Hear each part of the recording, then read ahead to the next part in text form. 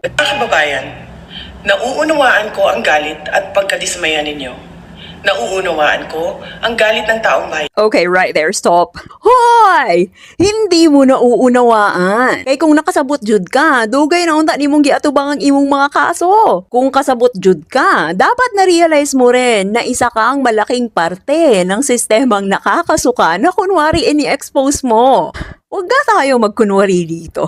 You cry transparency and accountability after refusing to answer basic questions about your own confidential funds. Di man gani ka mo tubag og tarong sa mga pangutana nga deserve pud mabalaan sa katawhan ang mga tubag. Sige ra kag confidential lagi ko no. As if wala may kabalo sa balaod ana. Gibulukan na jud ka namo, nakaminos na jud ka. So, you condemn pork barrel, very good. Pero kumusta ang office mo? You spent millions and you couldn't even explain where it went. Pinili kong huwag sumali sa panggagago sa taong bayan. Sure ka na ba dyan? BBM, ang dapat maging presidente, mababait, masipag, higit sa lahat, hindi magnanakaw, hindi corrupt. Love you, BBM. I love you, BBM. Kumusta naman yun? Doon pa lang, matagal mo nang ginagago ang taong bayan. Well, kami hindi mo kayang gaguhin. Mga worshippers mo lang naman ang kaya mong paikutin. Any average thinking person na may alam sa history at may access sa public records who can check would know. Lawyer ka, diba? You know history, you know public records, you know exactly what you were doing, and you knew exactly what kind of person you were endorsing, pero inendorse mo pa rin. At kung meron mang totoong nambudol dito, ikaw yon. Laging sinasabi ng mga DDS na ikaw din, pati ikaw daw ay nabudol din. No.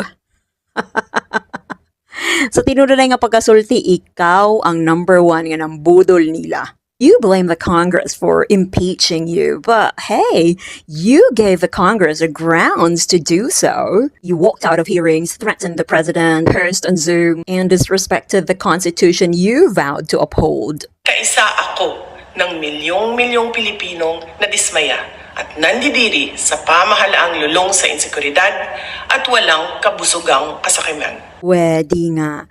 Kung nadismaya at nandidiri ka talaga, why don't you drag him down with you? Diba nangayo pa manggani kag pasaylo sa katawhan sa pag-endorso na imuhang partner? Mangayo ganig pasaylo, pakitaan purog aksyon, diha nato makita kung sincero ba jud ka. Diha nato makita kung tinud-anay ba jud na imuhang pagpangayog pasaylo. Yung humingi ka ng tawad pero gusto mo kalimutan namin na parte ka ng krimen.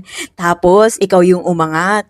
Ano yun? Akala ko ba accountability? Pero gusto mo si BBM lang ang patalsikin tapos ikaw yung magti-take over, ganun. Yan ang kasakiman. Yan ang nakakadiri. Huwag kang magkunuring biktima dito. Kami ang biktima dito, ang taong bayan. And if you realize that you're part of the crime, you shouldn't be acting like you're any better. You shouldn't be acting like you're the solution, because definitely you're not. So, sa tinudanay nga pagkasulti, no, you weren't punished for telling the truth. You started the fire, tapos matingala ka nga naisunog. So, yeah. Your actions are finally catching up with you, and that's what you have to understand. Yan ang dapat mong maunawaan. Yun lang. Bye.